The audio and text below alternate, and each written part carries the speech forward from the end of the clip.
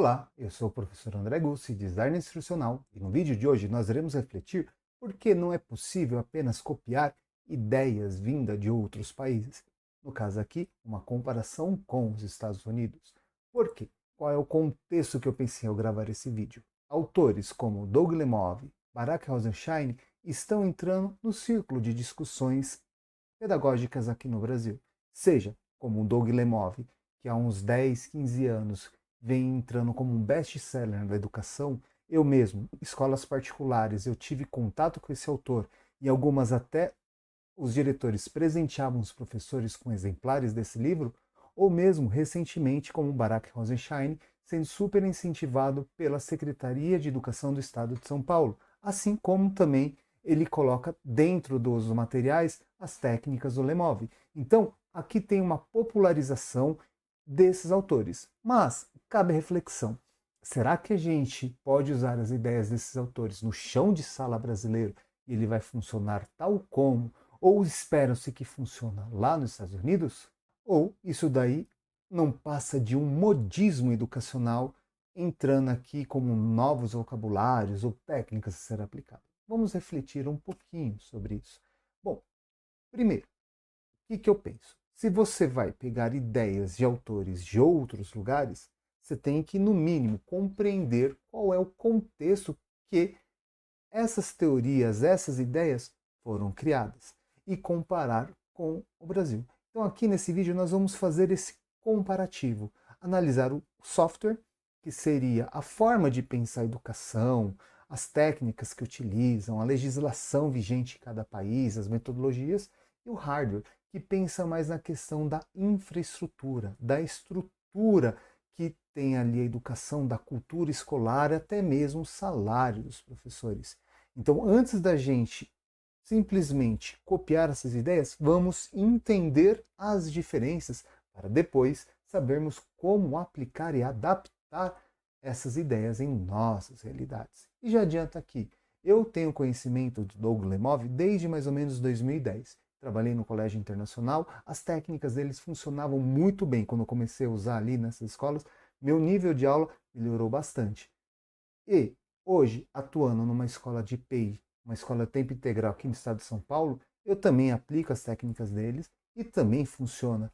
Só que eu não uso simplesmente um copia e cola. Eu não pego a técnica ali do jeito que ele fala e aplico na sala de aula. Eu faço adaptações, eu junto com outros autores. Mas vamos deixar aqui para conclusão essa reflexão. Vamos compreender um pouquinho sobre essa diferença. Primeiro, vamos falar de quem é que manda na educação, de como são feitas as legislações educacionais. Primeiro, que no Brasil, a gente tem uma legislação unificada, através da BNCC, LDB e dentro do ordenamento jurídico brasileiro. Já nos Estados Unidos, não existe essa centralização. Tem, em média, de 13 mil distritos educacionais. Porque lá é um federalismo mais amplo. Então, cada estado tem uma legislação e cada município ou distrito também vai ter. Meio que um quebra-cabeça que eles vão montar. Inclusive, anos anteriores, tentaram se fazer uma reforma e unificar esse sistema educacional. Acabou que não deu muito certo e hoje é apenas como uma proposta que o governo federal deixa dessa unificação, mas não é a regra lá. Na prática, como que isso vai implicar? Que cada estado e município nos Estados Unidos tem um currículo independente. Já no Brasil, é uma ordenação de cima para baixo, do top-down. Ou seja, tem uma determinação do governo federal, através da BNCC, e você, no mínimo, tem que trabalhar essas questões, lógico que de forma adaptada, contextualizada, mas você tem essas habilidades e competências que todo o território nacional tem de seguir, seja escola estadual, municipal ou mesmo particular. Agora, outro detalhe importante de se comparar é a questão da formação do professor. Aqui no Brasil, nós temos uma formação mais intelectual, um porquê ensinar. Nós focamos muito na questão sociológica e filosófica da educação. Já nos Estados Unidos vai ter um certo pragmatismo. Como ensinar? O foco lá da formação de um professor é mais instrucional. É como que o professor vai se portar em sala de aula. vai ter um termo que está se popularizando aqui no Brasil, que já é antigo lá, que é a questão da gestão de sala de aula. Eles se preocupam muito na formação de gestão de sala de aula dos professores, ou seja, técnicas que eles fazem para conduzir o conhecimento, para como lidar com os estudantes. Pegando esse gancho, lá nos Estados Unidos, um professor ele vai ter uma formação mais prática.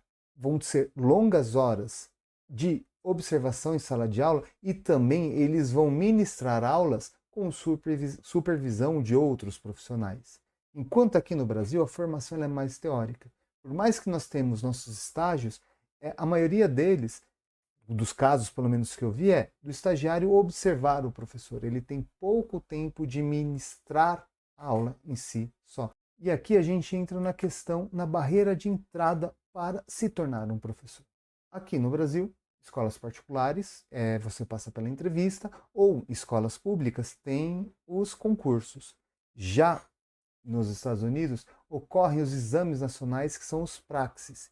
E pelo que eu pude observar na minha pesquisa aqui para fazer esse vídeo, é algo mais rigoroso do que para você ingressar na sala de aula aqui. Eles exigem que o professor ele tenha uma fluência na hora de explicar e, inclusive, colocam vídeos para serem analisados, coisa que no Brasil também está se tornando uma novidade. Inclusive, nos 2 últimos concursos que eu participei, teve a questão de você enviar vídeos de trechos de sua aula. Na prática, como que vai funcionar a entrada? Aqui no Brasil é mais uma questão teórica, você faz uma prova.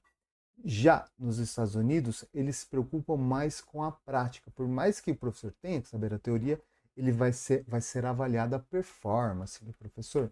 Outro ponto importante a gente comentar é a questão da jornada de sala de aula.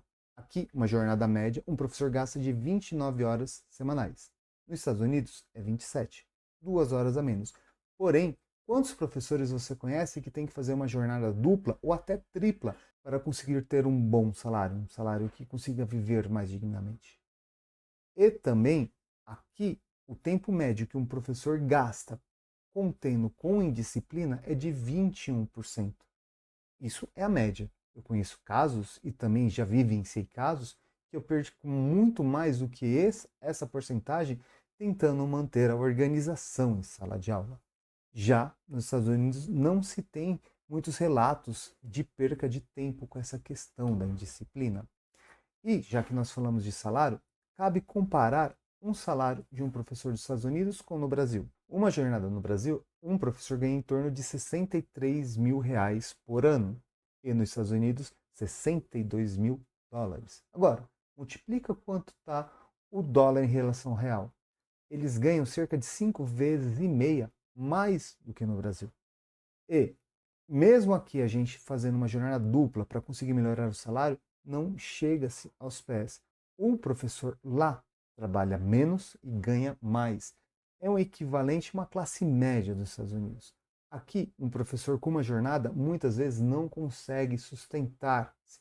Então, ele precisa aumentar sua carga, seja dando mais aulas ou outras formas de conseguir renda.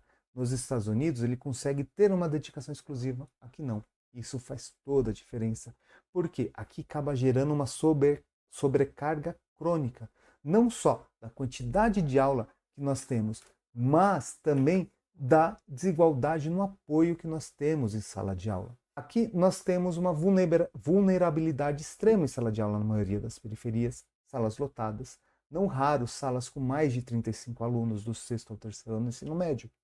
Já lá nos Estados Unidos, a quantidade não chega a esse número. O problema nos Estados Unidos é a questão linguística, porque tem muitos imigrantes ou filhos de imigrantes que estudam nas escolas. Outro problema que é muito comum aqui no Brasil é alunos com necessidades especiais, que, em alguns casos, conseguem um professor de apoio constante dentro de sala de aula, mas é raro.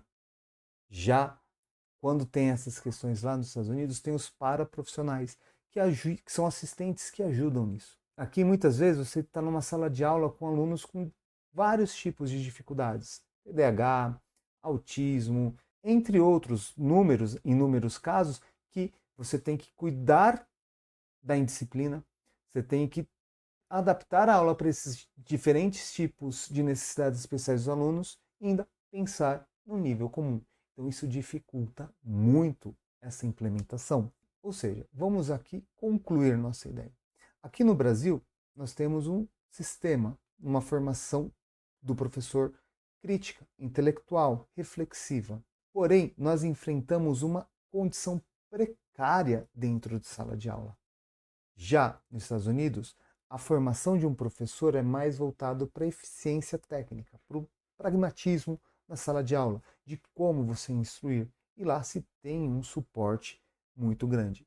Então, esse é o ponto que eu quero trazer, porque é difícil a gente pegar autores como que fazem sucessos no mundo, que em países de primeiro mundo eles aplicam essas técnicas e têm uma eficácia, só que quando a gente vem para o chão de aula brasileiro, a gente encontra uma realidade totalmente diferente. Aqui é um ponto de reflexão.